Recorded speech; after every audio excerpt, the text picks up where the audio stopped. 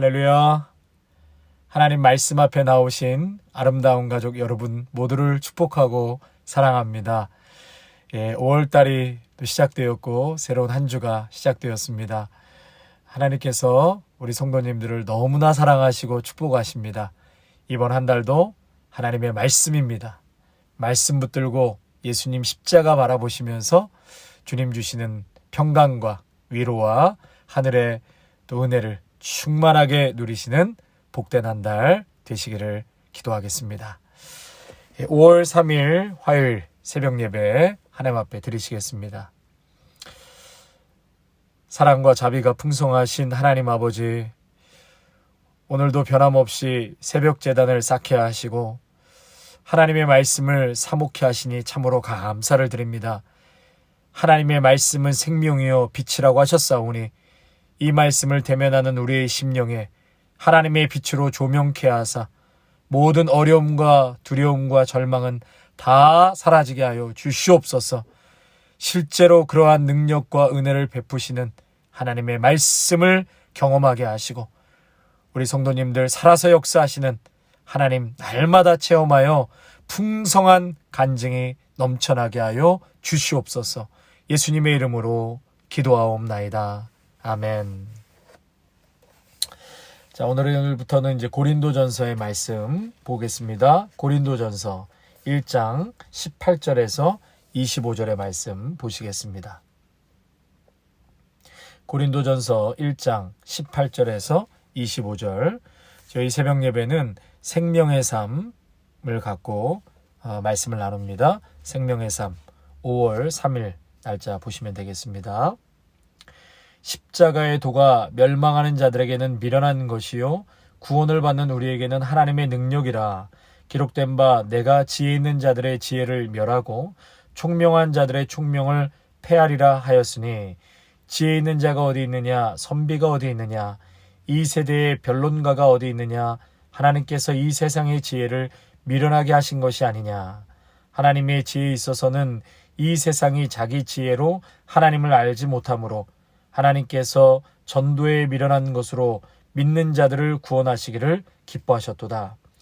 유대인은 표적을 구하고 헬라에는 지혜를 찾으나 우리는 십자가에 못 박힌 그리스도를 전하니 유대인에게는 꺼리끼는 것이요 이방인에게는 미련한 것이로되 오직 부르심을 받은 자들에게는 유대인이나 헬라인이나 그리스도는 하나님의 능력이요 하나님의 지혜니라.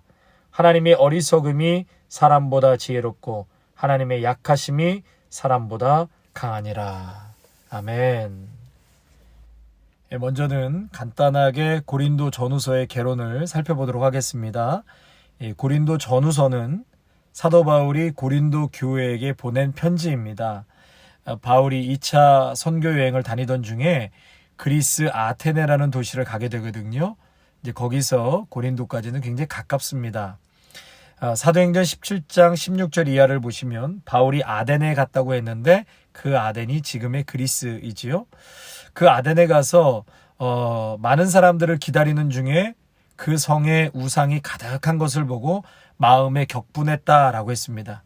그리고 아덴 사람들이 범사에 종교심이 많았다 그렇게 표현했거든요. 여러분 지금도 그리스 아테네에 가서 보면 거기에 굉장히 신전들이 많습니다. 가는 곳마다 별의별 신전들이 천지에 널려져 있죠.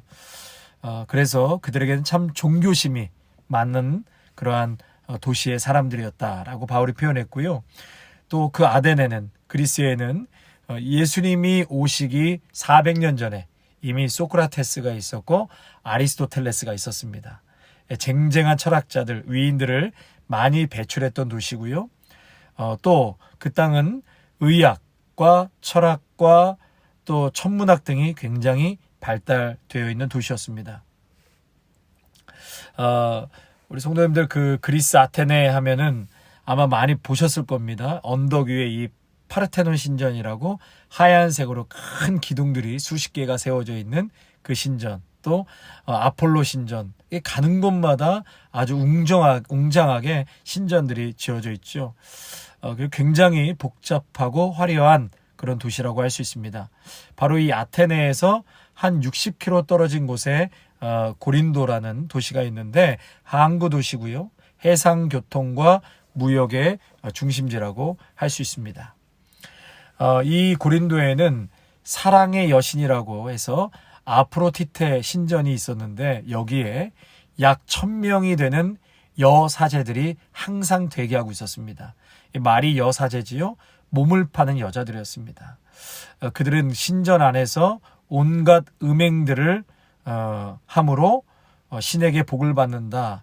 뭐 이런 말도 안 되는 것으로 그 신전 앞에서 음행들이 자행되기도 했죠. 그래서 이 사도 바울은요, 이 고린도라는 곳에 18개월 정도 머물면서 예수님과 부활에 대해서 전하기 시작했습니다. 이때 이 아굴라와 브리스길라 이 부부를 만나게 되고 함께 동역하게 되죠.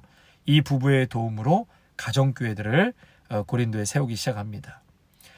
그리고 이 고린도전후서 이 편지는 나중에 에베소로 옮겨간 후에 바울이 고린도 교회에 큰 문제가 지금 분쟁이 생기고 문제가 있다라는 소식을 전해 듣게 되고 그때 이제 편지를 고린도 교회에게 보내게 된 것이죠. 고린도 교회에 여러 문제가 있었거든요. 파당 문제가 생겼고 도덕적인 타락이 있었고 결혼의 문제, 음식에 대한 문제, 예배나 부활에 대한 갖가지 생각들과 이론들을 얘기하면서 교회 안에서 막 파당이 나눠지고 서로 분쟁하기 시작하는 일들이 이제 벌어지면서 교회의 위기가 이제 닥치기 시작합니다. 전체적으로 우리가 오늘 읽지는 않았지만 1장 1절에서 9절의 내용을 보면은요. 이제 고린도전서의 서문이라고 할 수 있는 바울의 인사말이 나옵니다. 근데 그 인사말에 바울 자신과 고린도 교회의 성도들은 하나님의 뜻을 따라 예수 그리스도 안에서 부르심을 받았다. 그래 자신들의 정체성을 하나님의 뜻에 따라 부름받은 자들이다라고 바울은 서두에 고백하고 있습니다. 여러분 그 얘기는 뭐냐면 교회는 결국은 부르심을 받은 자들로 세워지는 교회가 되어야 한다라는 것입니다. 바울은 1장 1절에서부터 이 부르심에 대한 용어를 반복해서 사용하고 있거든요. 그 얘기는 우리의 교회, 하나님의 교회는 하나님의 부르심을 받은 성도들이 모인 곳, 그것이 바로 교회이고 교회의 정체성이다. 자, 두 번째로 교회의 기초는 예수 그리스도의 은혜에 있음을 강조하고 있다. 예수 그리스도 은혜. 그래서 교회의 기초는 바로 십자가죠. 예수 그리스도이십니다. 이 기초가 무너지면 교회로서의 정체성을 상실하게 되는 것이죠.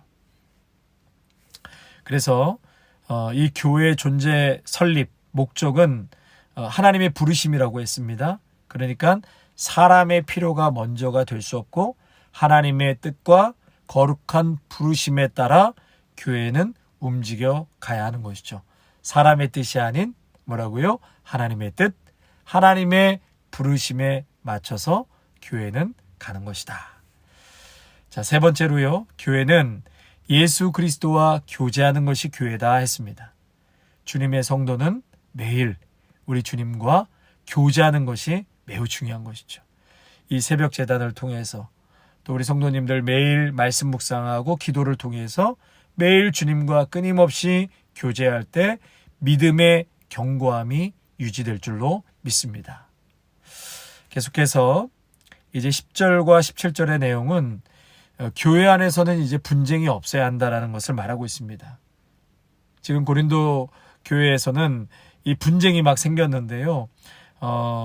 교회 안에서 여러 사람이 모이니까 당연히 의견이 다 분분하거나 다를 수가 있습니다. 그런데 지금 고린도 교회는 개바파다, 뭐 바울파다, 아볼로파다, 그리스도파다 한 복음 안에서 있으면서도 여러 파당으로 지금 나뉘게 되었다는 것입니다. 물론 바울은요, 이단이나 거짓 교사들에 대해서는 아주 단호하게 교회 밖으로 내쫓았습니다. 갈라디아서만 봐도 복음이 아닌 어떤 다른 것, 율법이나 할례나 다른 것을 가르치는 거짓 교사들에 대해서는 엄중하게 경고하고 그리고 심지어 저주를 받는다고까지 했습니다. 그런데 오늘 지금 고린도 교회 안에는 한 복음 안에 있음에도 불구하고 파당이 생기고 이제 분열이 생기면서 교회가 갈등하기 시작하고 와해되기 시작했다는 것입니다. 성도 여러분, 우리가 한 복음 안에 있어도 얼마든지 마음이 나뉠 수가 있습니다. 수십 년 함께 산 부부도 한 마음이 안 될 때가 많은데 당연히 다름을 인정해야 한다는 것이죠. 서로가 다른 생각을 갖고 있는데 그 다른 것을 틀리다라고 이야기하면 한 마음으로 가기가 어려운 것이죠. 그래서 교회는 교회의 사명 중에 하나는 한 마음 한 뜻이 돼야 하는 것이 교회의 사명 중에 매우 중요합니다. 이 하나됨이라는 것은 저절로 되지 않습니다. 그래서 먼저는 성령께서 충만하게 역사해 주셔야 하고 그 성령의 충만함을 입은 성도들은 하나됨을 지키기 위해서 참으로 애를 써야 합니다. 그것은 저절로 이루어지는 것이 아니죠.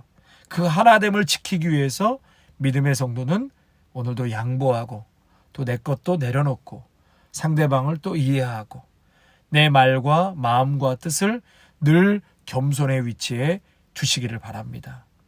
당신이 틀렸고 내 생각이 맞다.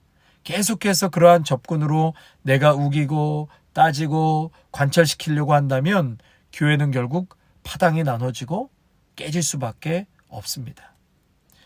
우리 주님은 분쟁과 다툼을 싫어하시고 교회가 하나 되길 원하십니다. 그래서 이 하나 되는 것은 힘써 지켜야 된다고 하셨습니다. 우리가 힘써야 합니다. 그래야지만 하나됨이 될 수 있는 것이죠. 예수님은 제자들의 하나됨을 위해서 기도하셨습니다. 그리고 이 하나됨을 지키기 위해서는 반드시 예수 그리스도의 십자가 복음 위에 있어야 하고 우리의 상대방을 존중하고 배려하고 겸손해야 함을 잊지 말아야 할 것입니다.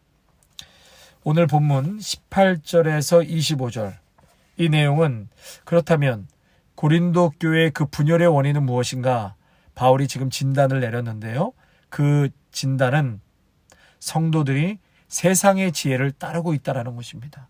세상의 지혜를 따르고 있기 때문에 교회 안에서 분열이 생기고 갈등이 촉발되고 있다는 것입니다. 그 성도들의 세상의 지혜를 따르고 있는 것 중에 대표적인 것이 십자가를 굉장히 창피하게 여겼다는 것입니다. 십자가의 복음을 미련하게 보았다는 것입니다. 요즘 젊은 사람들이 흔히 하는 말이 너 나 창피해? 너 나 창피하지? 이런 말을 자주 하는데요.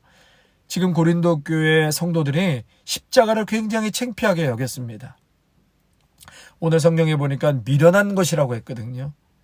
그들에게는 그저 최악의 사형틀, 십자가, 참 저주스럽고 창피하고 말하고 싶지 않은 것, 이렇게 교회에 다니는 성도들임에도 불구하고 십자가를 부끄럽게 여기고 오히려 세상의 지식과 또 가지고 있는 어떤 소유나 또 철학 이런 것들을 굉장히 자랑스럽게 여겼다는 것이죠. 성도 여러분, 세상의 지혜, 세상의 어떤 지식으로는 십자가에 못 박힌 그리스도에 대해서 어떠한 통찰에도 이룰 수가 없습니다. 아시는 분은 아시겠지만 저는 지난 주일 우리 창립 예배가 있었잖아요. 그 창립 예배가 끝나고 저희 교회 집사님께로부터 남편이 주님 안에서 다시 태어났다라는 그 신앙 고백을 전해 듣게 되었습니다. 참 얼마나 감사하고 참 기뻤는지 모릅니다. 그 남편분은 저와 오래전부터 알고 친분이 깊은 분이셨습니다. 이분이 철학을 전공하시고 30대 중반의 젊은 나이에 미국에서 박사학위를 취득하고 미국 대학 교수로 임용되었습니다. 그러나 예수님의 십자가, 죄의 용서하심과 구원하심을 받아들이지 못하셨습니다. 세상의 어떤 지식과 철학과 학문으로는 도저히 십자가가 믿겨지지 않았던 것이죠. 십자가의 깊이와 넓이와 높이의 그 통찰력을 깨달을 수 없었던 것입니다. 그런데 지난주에 그 남편께서 가족들에게 이런 글을 보내셨다라는 거예요. 영어로 보내셨는데 제가 일부분만 번역해서 잠깐 나누겠습니다. 아빠는 영적으로 다시 태어났다. 내가 만난 하나님을 가족들과 나누고 싶었고 나에게 지금 어떤 변화가 일어나고 있는지를 알리고 싶다. 부끄럽지만 지난 몇 달간 창세기, 요한복음, 로마서, 야고보서를 읽었고 하나님께서 나를 인도해 주셨다. 예수님은 사랑으로 가득하시며 신뢰가 있으신 분인 것을 깨닫게 되었다. 내가 괴로울 때는 내 안에 그리스도를 느낄 수 없다는 것을 깨닫게 되었지만 그러나 나중에 그리스도께서는 우리가 그의 가르침을 계속 따를 수 있도록 성령을 보내주셨단다. 예수님의 걱정은 우리가 그분을 잊고 그분과 연결이 끊어지는 것이다. 우리에게 멋진 선물을 주신 예수님이 정말 대단하지? 바울은 로마서에서 복음을 부끄러워하지 않는다고 말했어. 그래서 나도 주저하지 않고 그리스도에 대한 나의 사랑을 가족들과 나눌 수 있는 것이다. 더 많은 글을 남기셨는데요. 또 기회가 되면 다음에 함께 또 나눴으면 좋겠습니다. 사랑하는 성도 여러분, 세상의 지식이나 지혜로는 하나님의 그 십자가의 은혜, 그 통찰을, 그 영역을 알래야 알 수가 없습니다. 이 귀한 성도님의 고백처럼 성령께서 역사하여 주시고 영안의 눈을 띄워주셔야지만, 하나님께서 띄워주셔야지만 비로소 그 신비의 세계를 깨닫고 알게 되는 것이죠. 예수 그리스도 안에 계시된 그 참된 지혜, 하나님을 알고자 하는 사람은 이제는 자신의 지혜로는 하나님을 알 수 없습니다. 그것을 가장 먼저 인정해야 합니다. 하나님은 교만한 사람이 아니라 겸손한 사람, 통회하는 마음으로 나오는 사람에게 참된 지혜를 부어주시고 십자가의 사랑을 깨닫게 하십니다. 십자가라는 렌즈를 통해서 바라볼 때 비로소 하나님의 사랑의 높음과 깊음과 넓이를 알게 될 것입니다.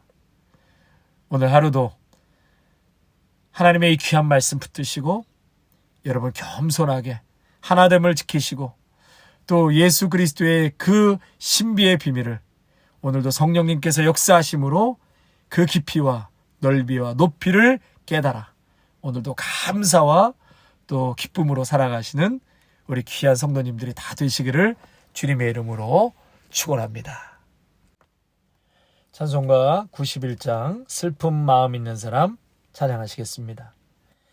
슬픈 마음 있는 사람 예수 이름 믿으면 영원토록 변함없는 기쁜 마음 얻으리. 예수의 이름은 세상의 소망이요 예수의 이름은 천국의 기쁨일세. 거룩하신 주의 이름 너의 방패 삼아라. 환난 시험 당할 때에 주께 기도드려라.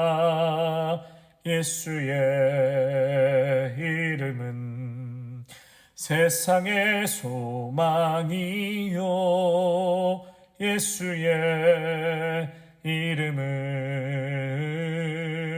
천국의 기쁨일세. 존귀하신 주의 이름 우리 기쁨 되도다. 주의 품에 안길 때에 기뻐 기도드려라.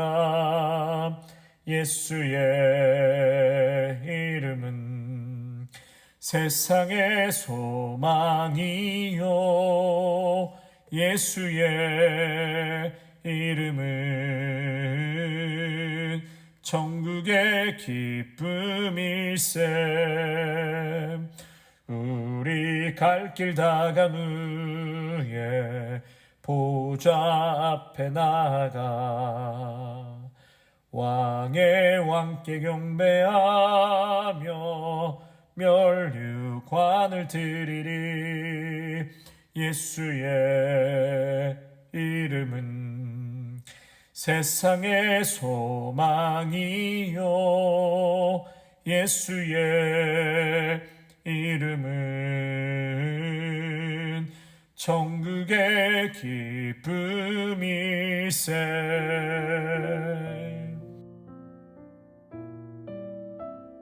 우리 안에 모든 슬프고 두렵고 염려되는 것들이 예수의 이름으로 다 떠나가게 하여 주옵소서. 몰아내 주시옵소서.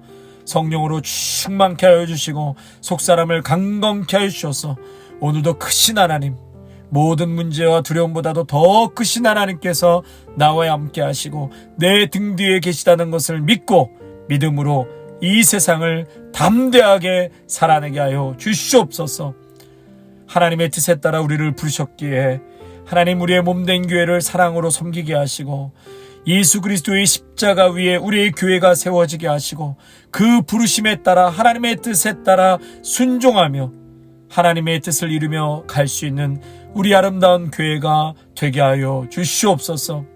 하나님 아버지, 고린도 교회처럼 그 분열의 원인이 세상의 지혜를 따르는 것이라고 하였습니다. 아버지 하나님, 우리 성도 한 사람 한 사람이 십자가가 더 자랑스럽게 여기게 하시고 그 세상의 지혜와 학식과 또 지혜보다도 예수 그리스도 그 십자가가 가장 지혜롭고 가장 자랑스럽고 가장 위대한 것임임을 정말 우리의 중심으로부터 고백하고 자랑하는 귀한 우리 성도들이 다 되기를 원합니다. 하나님, 가진 것, 학식 있는 것, 내가 자랑하고 싶은 것, 세상의 기준과 똑같이 자랑하고 드러내 보이고 싶어하는 것이 아니라 오늘도 예수 그리스도만이 우리의 자랑이요 또 우리의 기쁨인 것을 내 삶으로부터 표현하고 나눌 수 있는, 진심으로 고백할 수 있는 우리 모두가 되게 하여 주시옵소서. 감사를 드리오며 예수님의 이름으로 기도하옵나이다. 아멘. 이제는 죽기까지 우리를 사랑하신 예수 그리스도의 은혜와 하나님 아버지의 극진하신 사랑하심과 성령의 충만하심이 우리의 하나됨을 힘써 지키게 하시고 또한 우리 아름다운 교회가 더욱더 한마음 한뜻이 되고 그리스도 십자가 안에 굳건하게 세워짐으로 오늘도 세상에 그 무엇을 자랑하거나 부러워하지 않게 하시고 예수님 십자가만을 우리가 자랑하고 세상 사람들로부터 부러움을 받는 믿음의 성도가 되기로 오늘도 결단하는 귀한 성도들과 가정과 일터와 자녀 위에 아름다운 교회 위에 이제로부터 영원토록 함께 하시기를 간절히 축원하옵나이다. 아멘.